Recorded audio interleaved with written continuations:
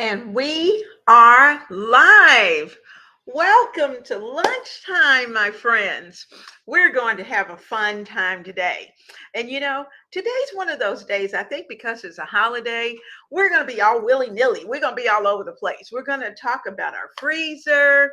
I hope if everything works, my plan is for us to be able to actually kind of get in the freezer and take a look at what I have and what I've done. Not so much about um, all the products that are in the freezer, but just looking at some tips and some ideas about organizing the freezer. And I was working this weekend trying to do a little research, and it was just a quiet time to be able to think about what is it that those of us who are home cooks, and certainly that's what we are. We are home cooks. Homemakers are home cooks for the most part. And a home cook doesn't have to be male or female. A home cook just has to be the person who's doing the actual cooking. And so when we're home cooks, we want to make sure that we have things in place that are going to better serve us, make things more comfortable for us, make things easier for us because we want to get that meal ready and we want to enjoy doing it. We want to enjoy the time afterwards, and we do not want to be just totally wiped out when it's all over. So, we're going to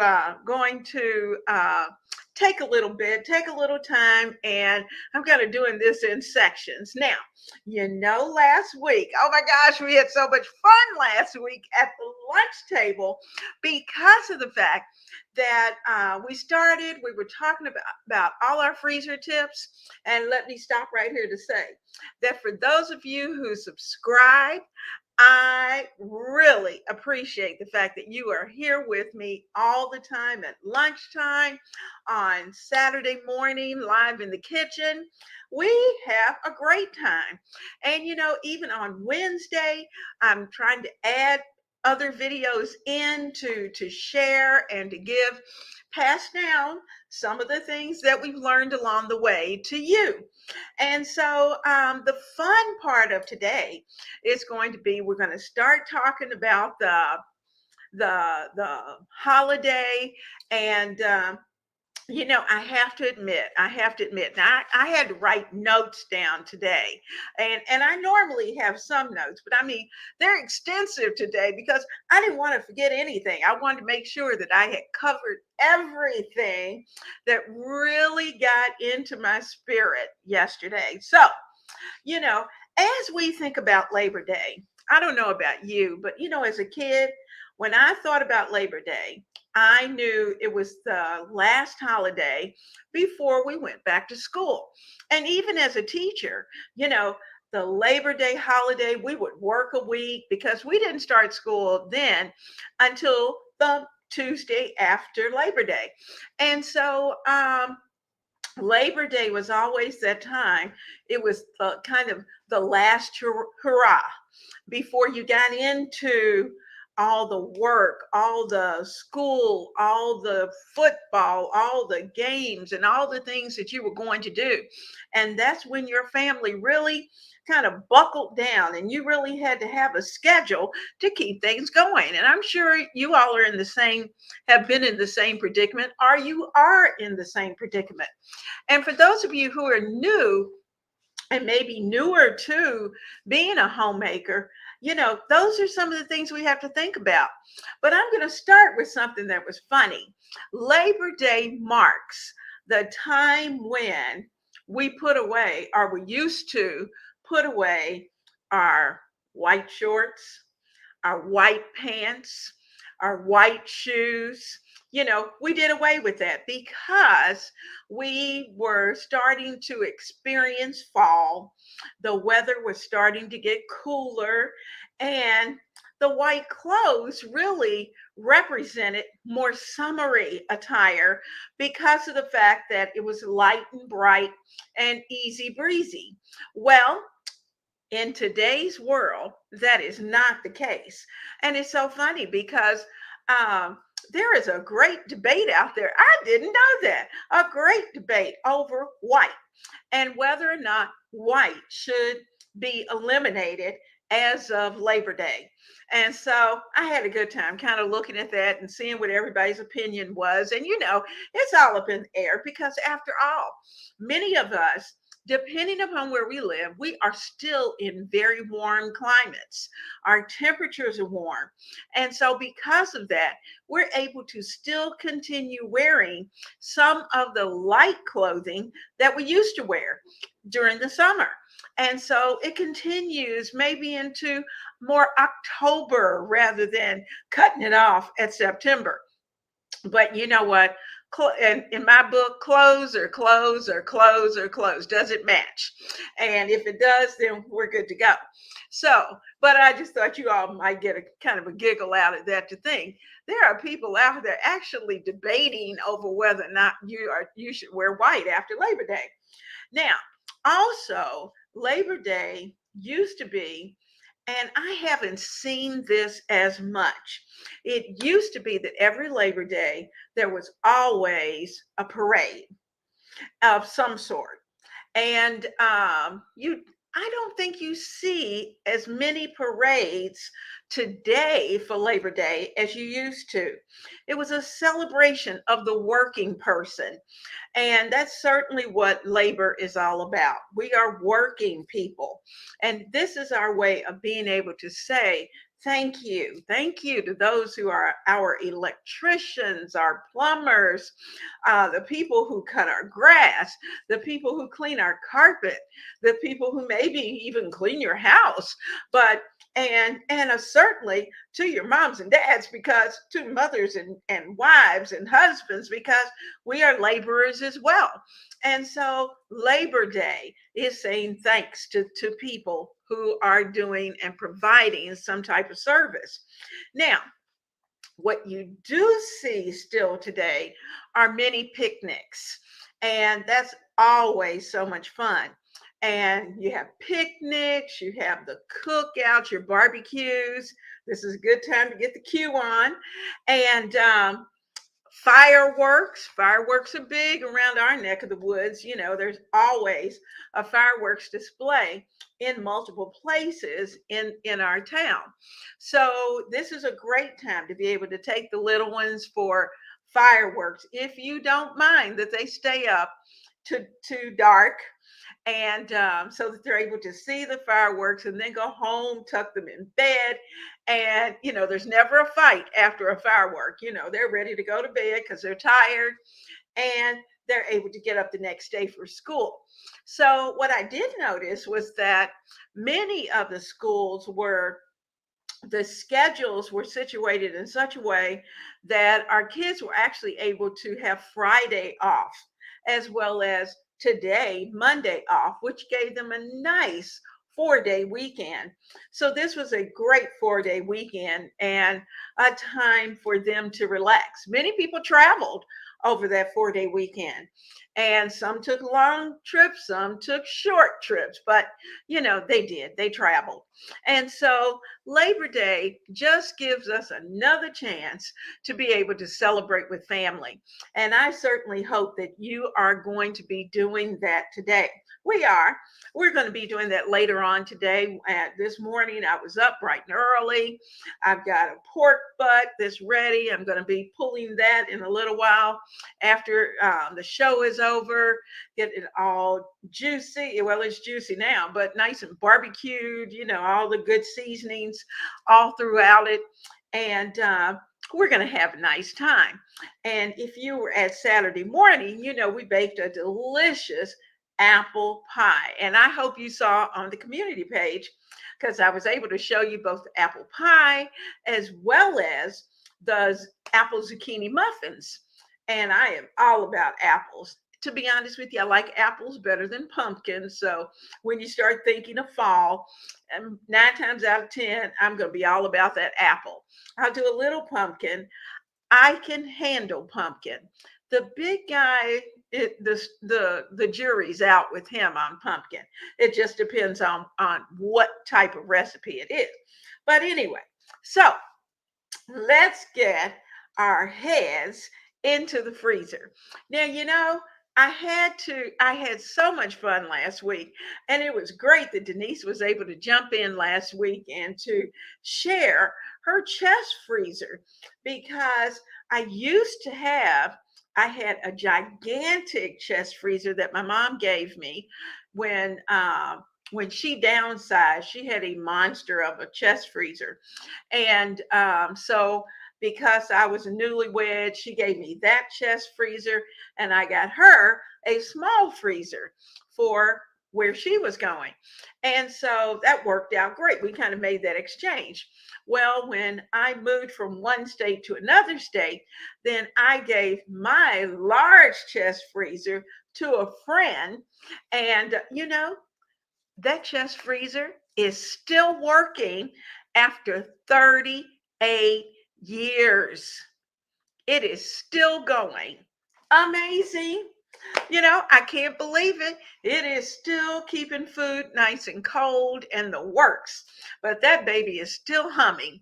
And so I was so excited. So good. Hello to everyone. And like I said, we had a chance to exchange freezers. And sometimes we do that where, my mom was a cook. She always had lots and lots of things in her freezer.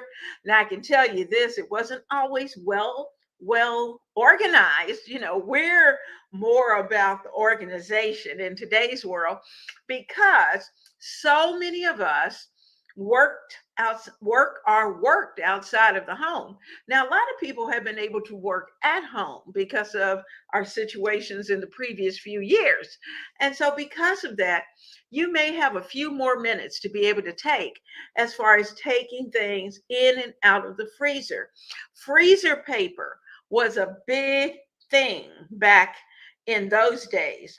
Everything, you got it in your plastic wrap, you got it in your foil, and then you put it in your freezer paper and you taped it up and labeled it. And so freezer paper is nice. Plus, if you went to a butcher, you could ask the butcher to prepare it for the freezer right then. And that's typically what we do if we buy a side of beef, or we share a side of beef with someone. Then we always ask the butcher to prepare it for the freezer. And he even labels it to make sure that we know what's inside of those wrappings. But last week we got into all of the different types of bags and devices and all of those things. And I've got some additional things that I'm going to be showing you today. And so we're going to talk about that. But before we get to that, I'm going to click into, let's see if I can share where we ended.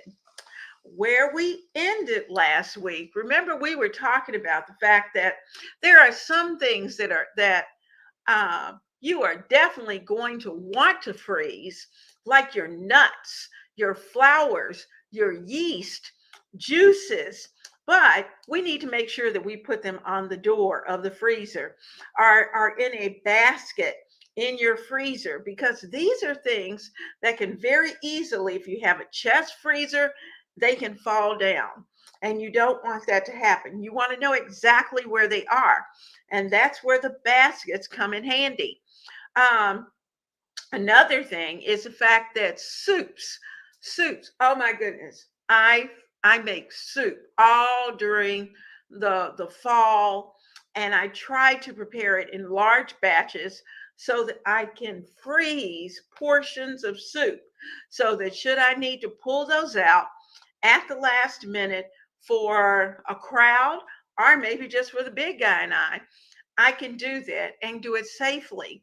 Now, one thing to keep in mind is that if you have some type of dairy in the soup, it doesn't always thaw and come back as smooth as you would like for it to be.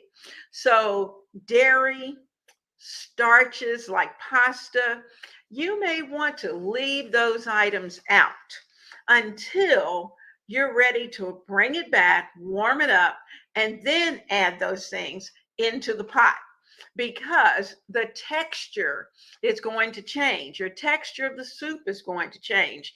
Now, if you don't mind that the texture changes, then you're good. But for me, I know I'm kind of persnickety about um, pasta, and I freeze pasta. But what I do is that instead of cooking it, it's 9 or 10 minutes, and some people only cook it 7. Whatever it says on the package for you to do, I typically cook it half the time.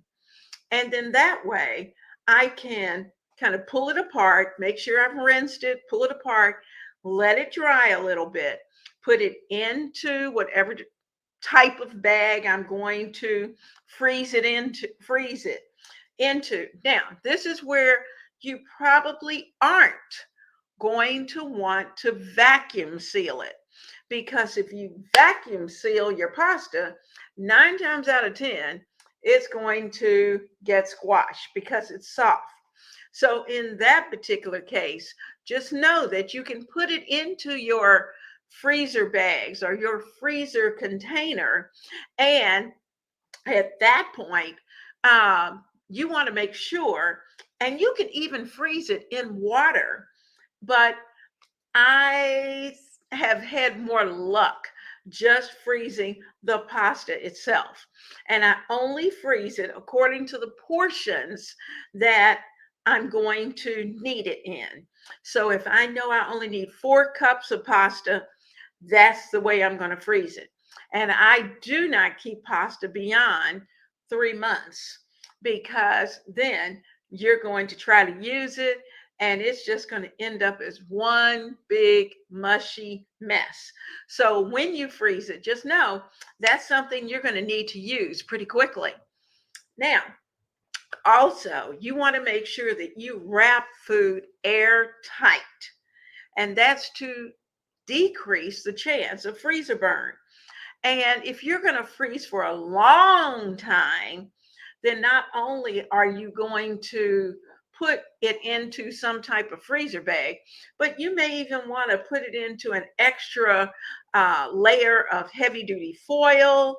There are heavy plastic containers, freezer containers that you can vacuum and put them in. Now, I found, and I ordered, because I use these a lot, and I'm noticing that the prices are coming down. And I'm going to take this off just a second. I've noticed that the prices are coming down. These are the reusable bags. Now, these are reusable bags. They can be used in your freezer, but these are not those that you're going to use in your vacuum. This would be a good bag that if I wanted to throw the pasta in, and say, for instance, I know, like, chilies and soups, all those things are going to be coming. So if I know I have spaghetti in my chili, and so I know I'm going to take out a certain portion of spaghetti, I'm going to put it away, put it in the bag, I'm going to get it in, I'm going to hand roll it up and get as much of that air out of that bag as I possibly can. Then I'm going to zip it with it rolled. I'm going to zip it, and I'm going to leave about 1 inch. And then I'm going to kind of give it just a little mash. Now, some people, let me see if I can grab one. Yeah. Some people have tried, and I think we brought this up last week. This is a straw. You can do this, but it depends on what it is that you have in your bag. And what you can do is that you can actually, I know this sounds funny, but I'm going to try to talk and blow. So that the only space you have is just that space where you're going to stick your straw in. And it's zipped. You're going to suck the air out, whip it out, and then seal it, and seal it again. And you know what? When you do that, you're going to see this bag just kind of go, and the things in it are going to go. And the good thing is that if you have pasta, it's not going to crush the pasta. So that's a good thing. Now, if you have something like soup, I have to admit, I thought I would try the straw with some soup, and that did not work as well. But what I did find was that I could get it into the freezer bag. I could lay it out flat, the soup flat, and of course it's already zipped, all but just a little teeny tiny portion, and just kind of press gently down on that bag as it lays on your counter, and then zip it up. You will be able to see the air go out. Now, when you're sealing like that, you know, number one, this is something that I need to use in the next 3 months. And 3 months is typically your guide. Now, when you're going to pull out and you're going to use, say, a food saver bag. This is one of those little food saver bags that you use the little vacuum for. And it goes right on that seal, and it seals it up. Can you hear it? Now, I don't have anything in here right now, but I can put this on there and I can seal it up. Now, what I have learned from Food Saver is that depending upon what the product is, say it is nuts, say it's some type of like dried fruits, or I even store popcorn sometimes in Ziploc bags. And if I want to store them for a long period, and especially if it's, some places you can order popcorn in bulk. And when you do that, you're going to get this monster of a bag. Well, every time you go in it, air, oxygen is getting into that bag. So you have to be careful. So you can place it into smaller bags like this. And when you do that, then as soon as you take out the portion that you want, just take your little food saver, put it right back, and seal it back. These are resealable. Now, if you have meat, do not reseal. Do not reseal, because you are not ever going to be able to get your bag clean enough. And you just don't want to take a chance on any type of bacteria or anything like that affecting your family. And so because of that, this is going to be, you could do this with cookies. Remember, we were talking about cookies last week. Oh my goodness, I love finding a sale on some Oreos or some little, I like Trader Joe's ginger snap cookies, and I can seal them in these bags. And as we open them, I know once I've taken out the 3 or 4 that we're gonna eat, then I can seal it back up, put the food saver on it, and it's done. Now, you'll laugh. The big guy caught he was kind of listening to the end of our conversation last week. And I had pulled out my food saver. I had pulled out all the bags.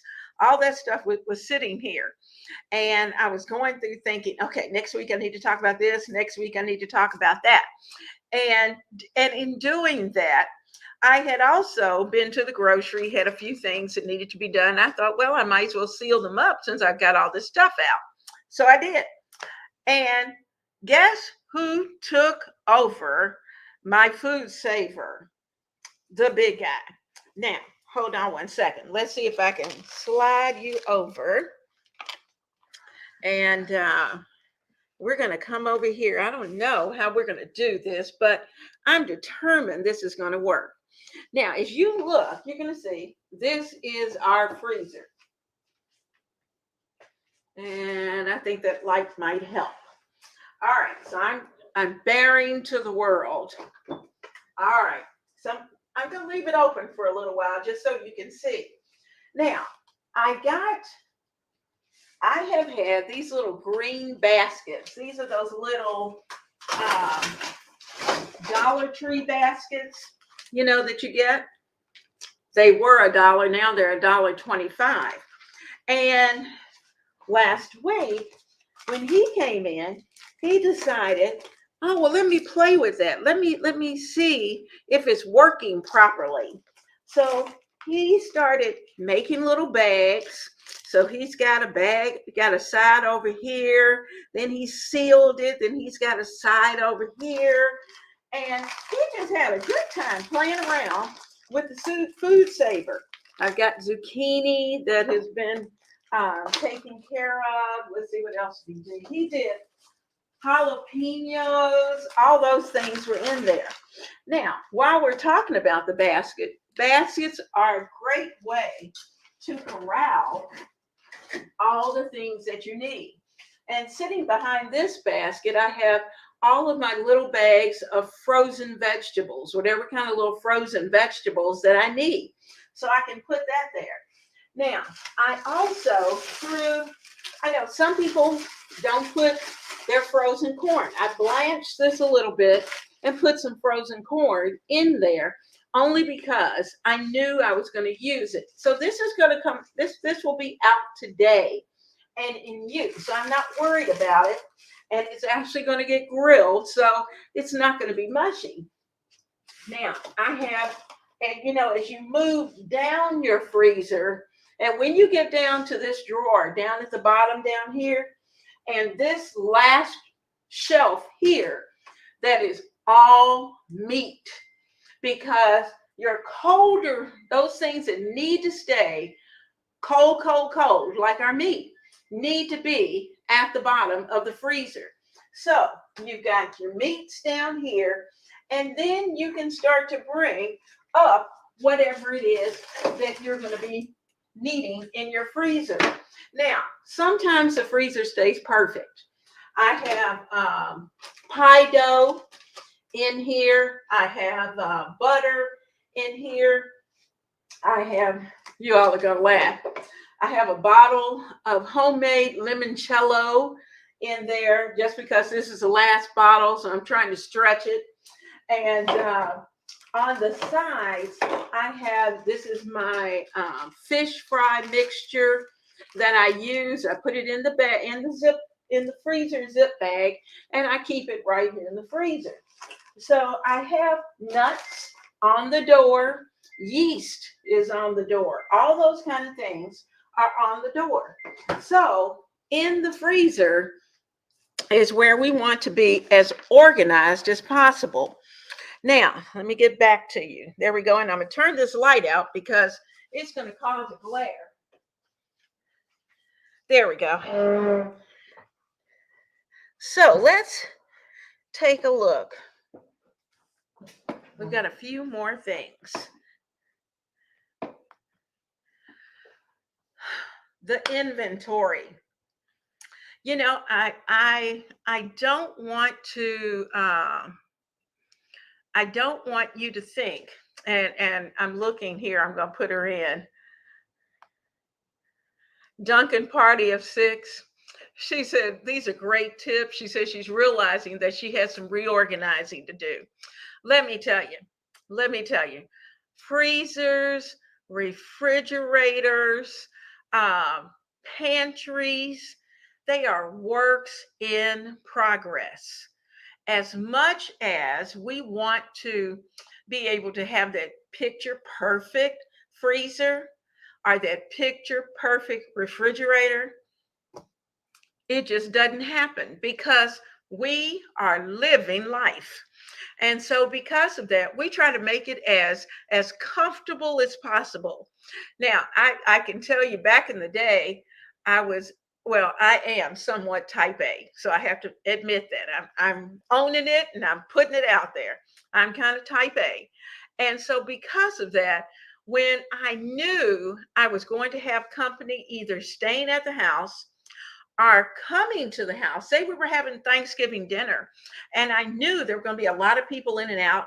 I knew there was going to be a lot of food. And what we typically do for Thanksgiving is that for whomever's cooking, everybody else cleans up. And so I knew people were going to be going in and out and in and out. Well, first of all, everyone was supposed to bring storage containers, refrigerated storage containers, so that we could divide up the food amongst the families, put them in their storage containers, place them in a bag, and they're ready to take it home so that there wasn't a lot of leftover.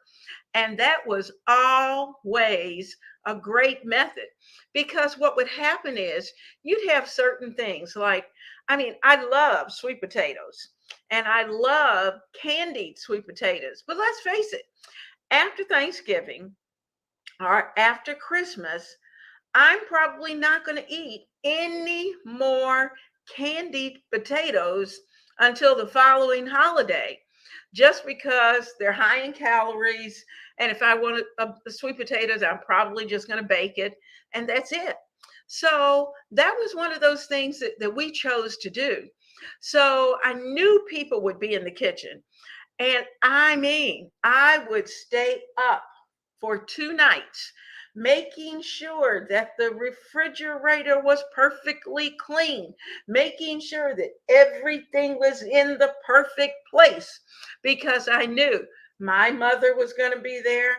My mother in law was going to be there. Sister in laws were going to be there. My friends were going to be there. And I just wanted it all perfect. And so I spent that time and energy trying to get that all done. But the reality of it is that as you get past that point, you get beyond year 5 of your relationships, you learn nobody's worried about what your freezer or your refrigerator looks like, really, other than you. And so, when about every 6 months, just kind of go in, and you could say even 4 months, every 4 months, or when it just looks like it needs a little shaping up, then go in. I love the 15-minute idea. Spend 15 minutes just going in, getting things back in the basket where they need to go, putting things back on the shelf, if you have one like mine, back on the shelf wherever it needs to go. And I try to do that when I'm coming home from the grocery store. And as I'm putting things in, I try to make sure that I'm putting them at least on the right shelf. And if you do that, then you're really going to save your space, as well as your food is going to last longer. Now, one thing to also keep in mind is that as you're putting things into your refrigerator, add it to your inventory list. So, today, I purchased a couple of more whole chickens.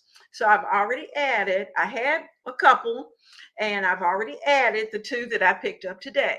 And so, because they were there, they were still about the same price as what I had purchased them before. They were around $6 or $7, and they were nice sized chickens. So, because of that, I went ahead and put them in. Now, because they're newer, they went to the back of the freezer because that's where it's coldest. So I know I have to use the ones in the front first. And as I move back, I'm getting to those that have been in there a least amount of time. And you want to rotate like that all the time. Those things that are newer, fresher, then you want to put those toward the front. Those things that are that you've just picked up, put them toward the back. And so, thank you, Denise. I hadn't stopped yet. I appreciate, love you. And so we want to be able to take the time to just put those kind of things together so that you're never in a panic. Now, remember too, weekly. And I say weekly because you're kind of doing this as you're moving through the kitchen each day. Check your dates. Look at your dates. I'm big on making sure that I go in with a permanent marker and put the expiration dates so that they are highly visible and that I don't have to put on a pair of glasses to see it.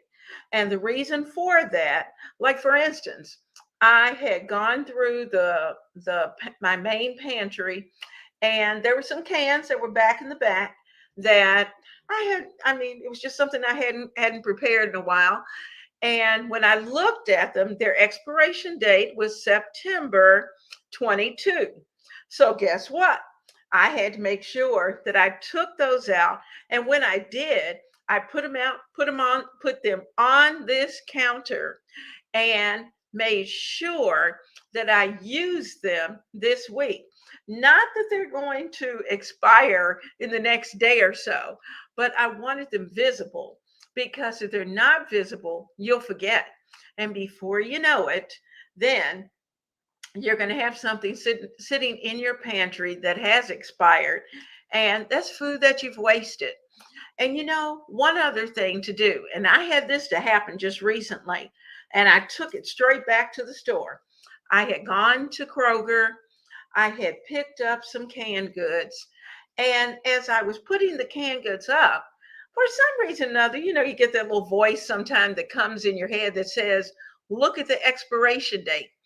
And so I kind of started looking at the cans as I was in the process of putting them in, only to find that 3 of the 8 cans that I had purchased were expired.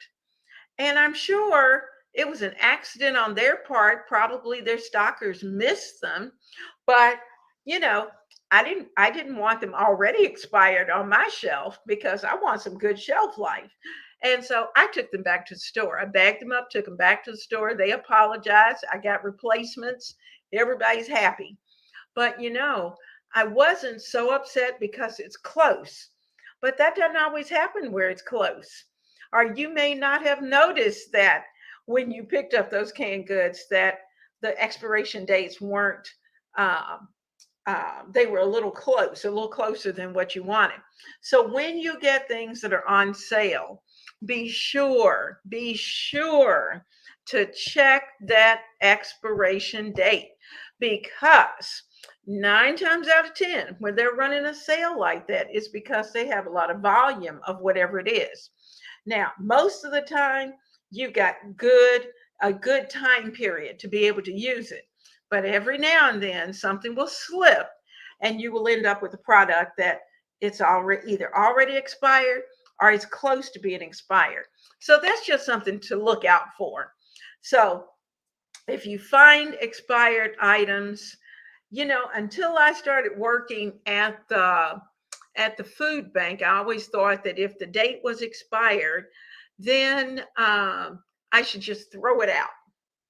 And I think I shared with you that I found that what the stores do is that when products are close to the expiration date, they donate those products to food banks, because the United States government has an extended date for things like cereal and rice, those kind of things. They have an extended date of close to a year, and a year beyond the date, the best used date that's on that box.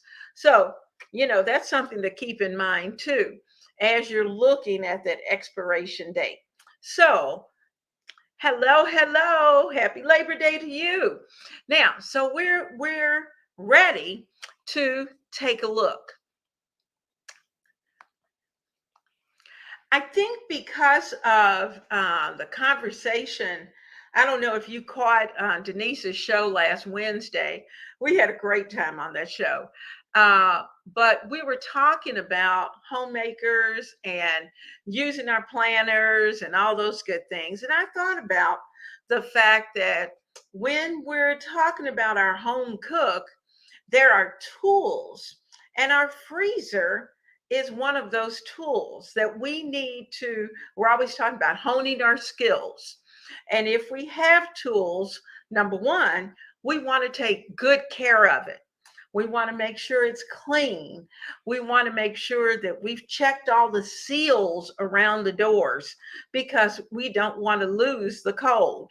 We want to make sure that it's energy efficient. We don't want to overpack our freezer. And I shared with you last week that I am one. I will stuff whatever it is in that freezer. If there's a corner, he's going in. And I know I shouldn't do it, but I do. And I do because I need to get it frozen, whatever it is that we're trying to do. And so,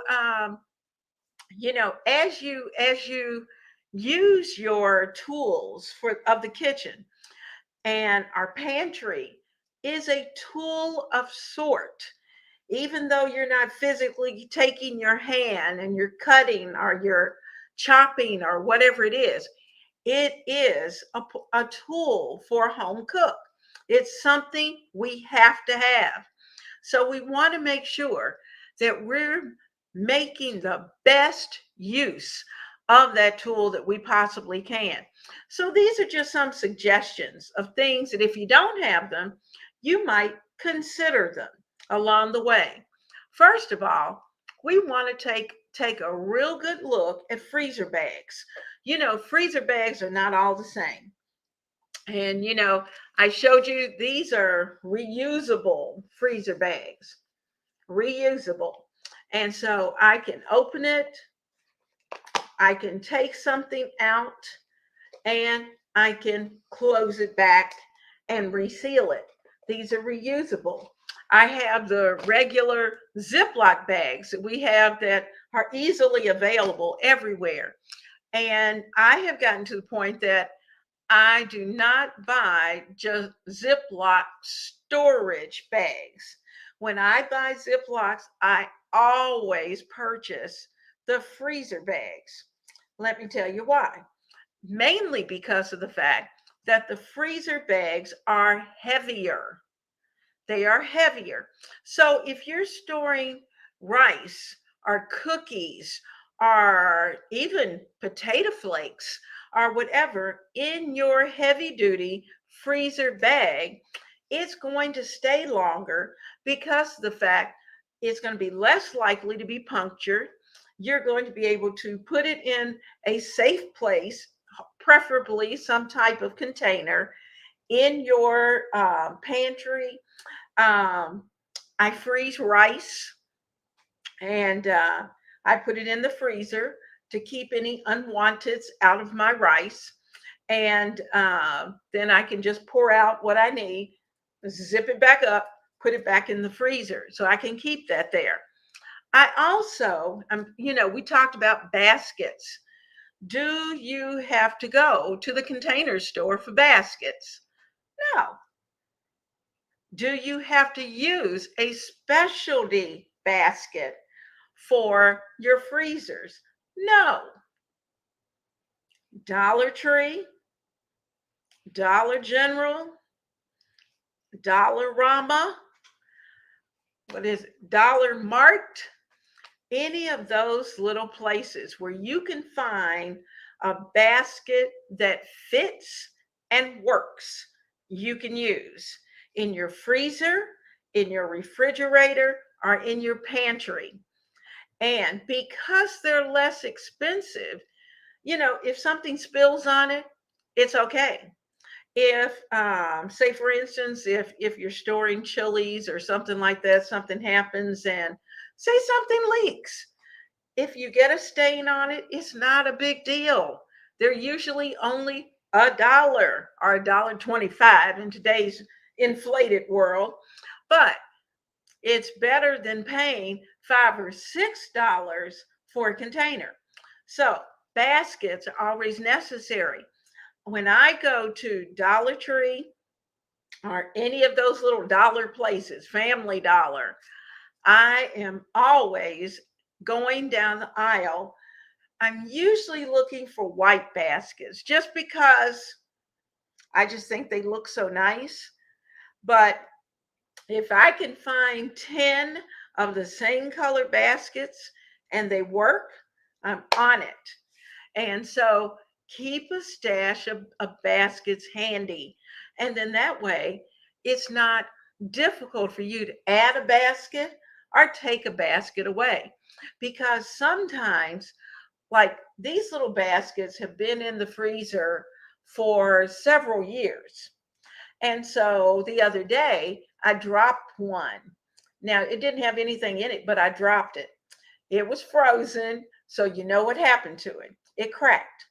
But I went over in another closet because I had 10 of them, and I brought the one out and replaced it.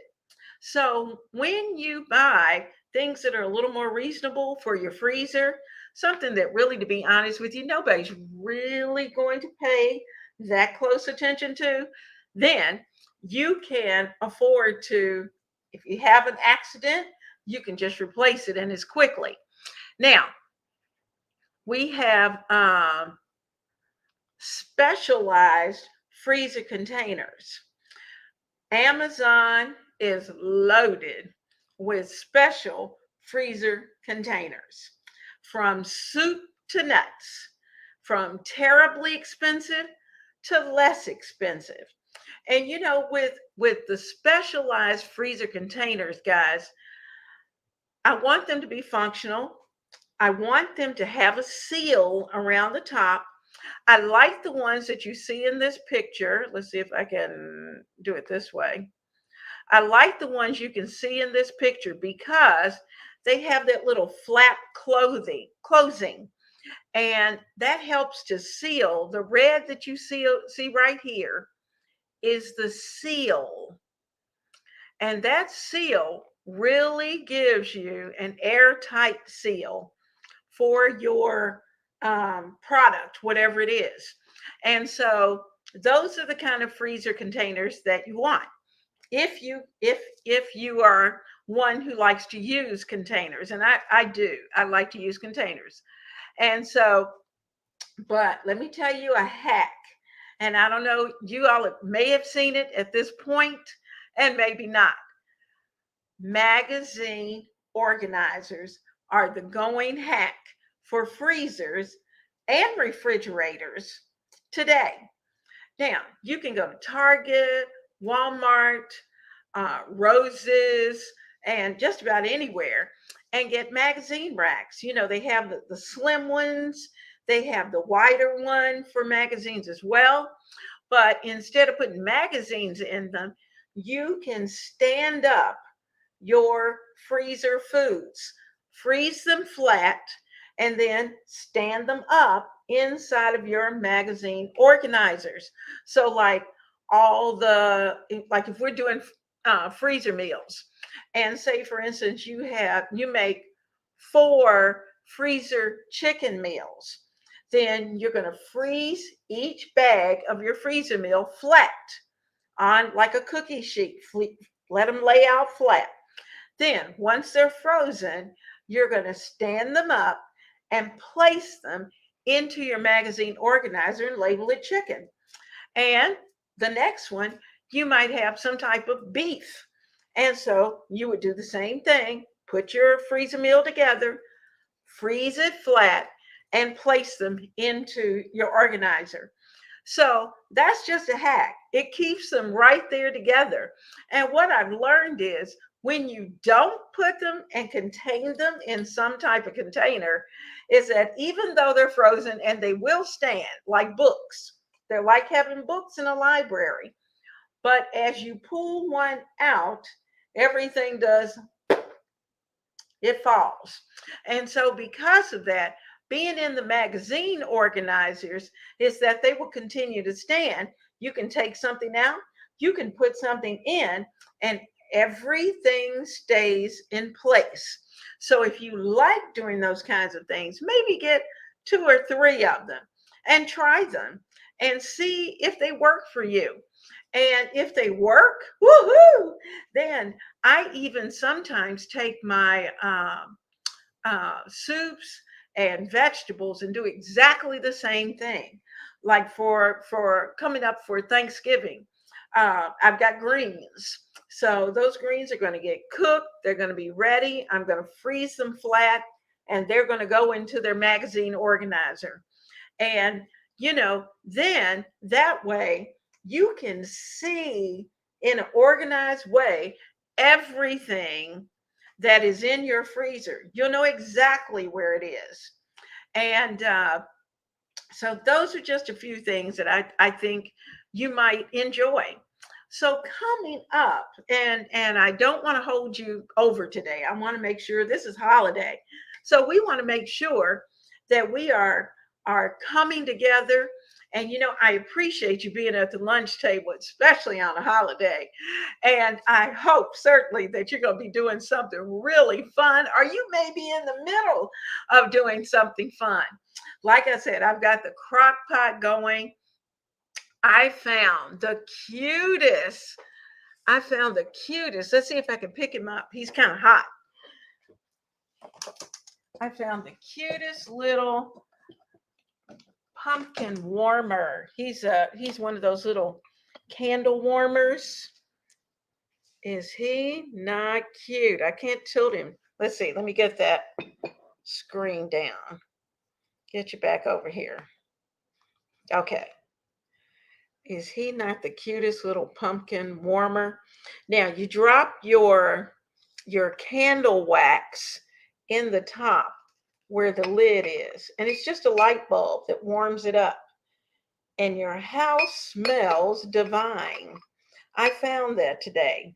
So when you're at Walmart, keep your eyes open back there in the candle section, because he wasn't real expensive, and this was so cute. Oh, let me show you.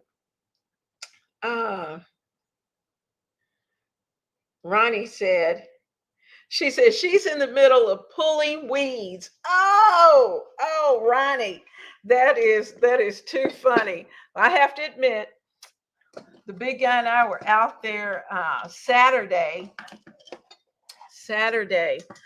trying to get the weeds up, because when you have somebody coming over to the house, you kind of want the front yard and the backyard to look nice. And especially when you call yourself having a barbecue, you want to make sure that the yard is presentable. And so we were kind of doing the same thing. I have a butterfly bush that's gotten out of control. And it seems like it took about 2 years for it to decide that it was really going to bush. Well, this year, it's like it's on steroids. And so we had to go in and get it all trimmed up. And so it would look nice, not be just overgrown and wild. But hold on a second. Let me tell you what I got. Nothing alcoholic. This is my iced tea, homemade iced tea, half tea, half lemonade. Got Arnold Palmer going here. And it is nice and cold and very refreshing. So I'm just enjoying that as we're sitting here having fun at the table. I also made some homemade pimento cheese dip. I thought that would be nice for a barbecue, so I've got lots of little fancy crackers, and everybody will be able to taste some of the homemade pimento cheese. I have someone coming, they're bringing salad, and that's going to take care of our green. We got corn, and we're going to have pulled pork and some other little goodies along the way. And then we're going to bring out that apple pie with some vanilla ice cream. We're going to warm that little pie up, and it is going to be delicious. And I'm hoping that you are thinking about what you're going to do today. And it may be that you're going to travel today. You may be going to someone else's house today and enjoying the holiday, whatever it is. I hope you're having a wonderful time. And so Dawn was saying that with the family of 6, she said these are great tips, and she's realizing she has some reorganizing to do. And it's just one of those things. It's one of those things. they say a woman's work is never done. Well, in today's world, it's not just the woman. It is everyone's work is never done, because we have finally figured out that the woman should not be doing it all, that we should be sharing our work with everyone. Everyone has things that they do. And if you're a stay at home person, and I'm saying person because there are dads that stay at home and the mom goes out to work. I was just talking with one the other day. And there are moms, of course, who are doing, of course, vice versa. So we have a variety of homemakers that are out there. And those homemakers are looking for ways to be able to pull their family together, pull them around the table, and to have a fun and loving environment for everyone around. Uh, Ronnie saying she's been wanting to make the apple pie. Oh, Ronnie, that's too funny. She said she's too lazy to go to the store. Well, you're gonna have to do what I did. I did a pickup. I told them how many Granny Smith apples I wanted, and and I put specifications. If it had any spots, don't pick it up. If I wanted perfect looking apples, and those are kind of details you have to tell them when you're ordering. And so I just had to go pick them up. I just drove up, and they brought them out. We were ready to go. So while yes, I'm in the store, I'm also still doing pickup in addition to all of that. So I kind of work it all, whatever the case may be. Pickup is a good idea. Let me tell you, it saves you. And you know what? If you decide you don't want to do that homemade crust, even though it was really easy to do, and it is good, then certainly pick up some Pillsbury already done, and don't let the crust hold you up, because we want to do all of that for our family. Denise is saying that we should be sharing, but she just looked around and her husband's napping in his chair. She said she's making lunch and she's been busy all morning. Granted, he did go out uh, to help with a dead battery issue. Okay, so Denise, he was out in the heat. Poor thing. It just wiped him out. He needed a nap. He needed a nappy. So, well, I can tell you, the big guy's golfing. And when he gets back in, there's not going to be any sharing. He's going to go in there and do what he has to do. And he's going to be asleep too. I know it. I know it. When it comes to this barbecue this afternoon, it's on me. I'm going to get it done. But, that's what we do. That's what we do. So I hope all of you are really having a great time and that you are enjoying today. And we are going to be talking about, let me tell you what our topic's going to be coming up, is that we're going to be we're going to first really define what it means to be a home cook. And we think, oh, it's just a person who's in the kitchen who fixes dinner every day or fixes breakfast. And in probably we'll say 75% of the time is mom. But not necessarily. The home cook is really, it has gone to a different level. And as we think about the home cook, the homemaker also has to wear the hat, or should wear the hat, or can wear the hat of the home cook as well, unless they have someone that they can share that part with. And that's something they'd have to work out with their partner. And so we're going to look at the home cook. We're going to talk about what's necessary to become a good home cook. Because, we as moms, we as dads, we want to be the best dad and the best mom, the best aunt, the best sister that we possibly can. We do. We want to be the best as we can. And so we want to be able to find out what it takes to be the best. If we want to be that home cook that your family is just running to sit at the table, then we got to find out what's involved with that. We want to be we want to have the skills necessary in order to do that. And so we're going to be looking at home cooks, home cooking. What do we need? And this is particularly it's geared to those who are young. It is geared to those who are in the middle, and it is geared to those of us who are more well seasoned, because we can all learn and tweak and improve our skills. So we're going to be honing some of the skills that some of us have been using a long time, but we're going to learn that, oh, I should have done it that way. And we're going to take a look at that and find out what some of those things are. So I'm not going to hold you any longer.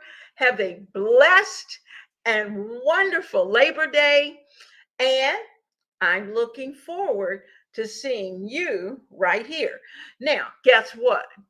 Who wants to know how to make a homemade crust?